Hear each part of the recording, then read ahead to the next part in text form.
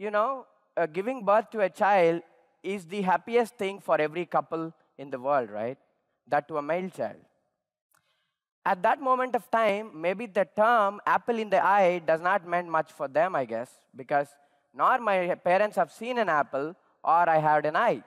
There was this useless baby born without any eyes.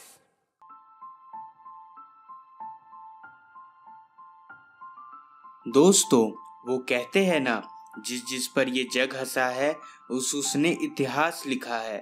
आज हम बात करने वाले हैं श्रीकांत बोला जी की, जो कि जन्म से ही नेत्रहीन है और बचपन से ही सामाजिक भेदभाव का सामना करने के बाद भी कैसे उन्होंने करोड़ों की कंपनी का शुरुआत किया और वो ना जाने कितने ही अशिक्षित और अपंग लोगों को रोजगार दे रहे हैं। जानेंगे आज के इस वीडियो में। दोस्तों, इस कहानी का जन्म 1992 को आंध्र प्रदेश के एक छोटे से गांव सीतारामपुरम में हुआ था। अक्सर ये देखा जाता है कि बच्चों के जन्म के साथ ही पूरा घर खुशियों से भर जाता है, पर उस दिन श्रीकांत के जन्म के साथ सारा घर गम से भर गया था, क्योंकि वो बच्चा नेत्रहीन पैदा हुआ था। गांव के बहुत से लोगों ने उनके माता पिता को ये तक कह दिया था कि मार देने में ही भलाई है, आगे ये आपका सहारा बनने के जगह ये बच्चा आप दोनों पे बोझ ही बनेगा। लेकिन दोस्तों, माँ बाप कैसे भी क्यों ना हो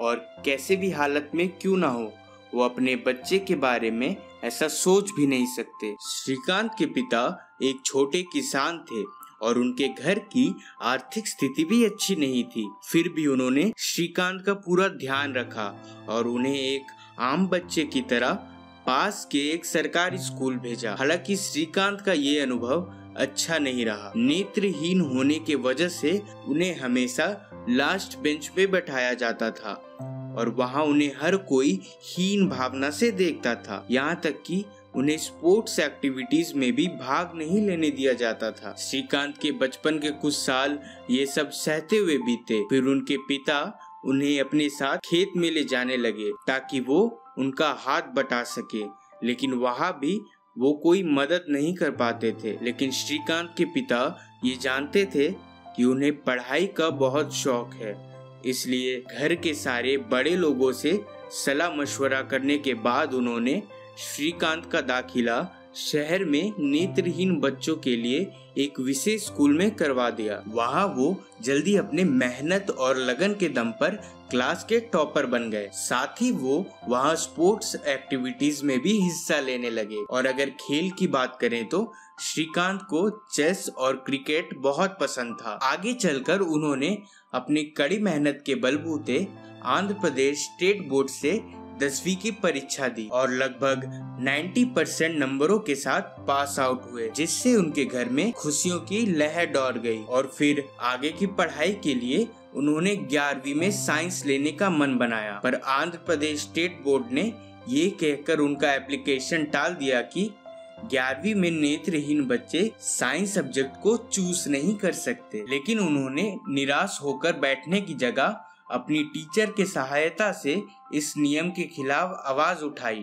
और फिर 6 महीने तक लड़ने के बाद कोर्ट को भी उनकी बात माननी पड़ी। फिर उन्होंने दिन रात एक कर कर अपनी 12वीं की तैयारी की और 12वीं में 98% नंबर लाकर सबको आश्चर्यचकित कर दिया। जिसके बाद उन्होंने आईआईटी के एंट्रेंस एग्जाम के लिए अप्लाई किया, लेकिन वहाँ भी उनके टैलेंट और नंबर को देखने के बजाय उन्हें नेत्रहीन होने की वजह से एग्जाम में बैठने नहीं दिया गया। जिसके बाद भारत के सभी कॉलेजेस ने उनके लिए अपना दरवाजा बंद कर दिया। हालांकि श्रीकांत ने अब भी हार नहीं मानी थी। उन्होंने इंटरनेट के थ्रू पता लगाकर अमेरिका के कुछ कॉलेज में अप्लाई किया, जिसके बाद 4 कॉलेजेस ने उनका एप्लीकेशन एक्सेप्ट कर लिया और फिर श्रीकांत ने MIT को चूज किया और अपनी ग्रेजुएशन की पढ़ाई वहाँ से कंप्लीट की और वो वहाँ के पहले नेत्रहीन छात्र बने। जिसके बाद उन्हें वहाँ अमेरिका में ही लाखों का जॉब ऑफर हुआ, लेकिन वो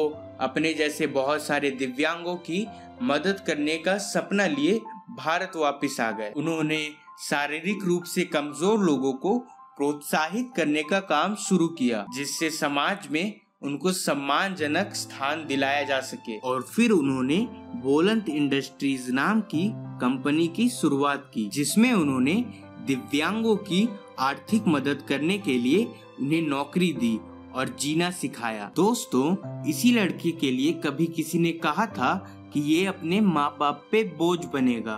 अब ना कि वो सिर्फ नौकरी कर रहा है, बल्कि हजारों लोगों को नौकरियां भी दे रहा है। दोस्तों, आप इस वीडियो को ज्यादा से ज्यादा शेयर करें ताकि श्रीकांत की ये प्रेरणादायक कहानी से लोग सीख ले सकें।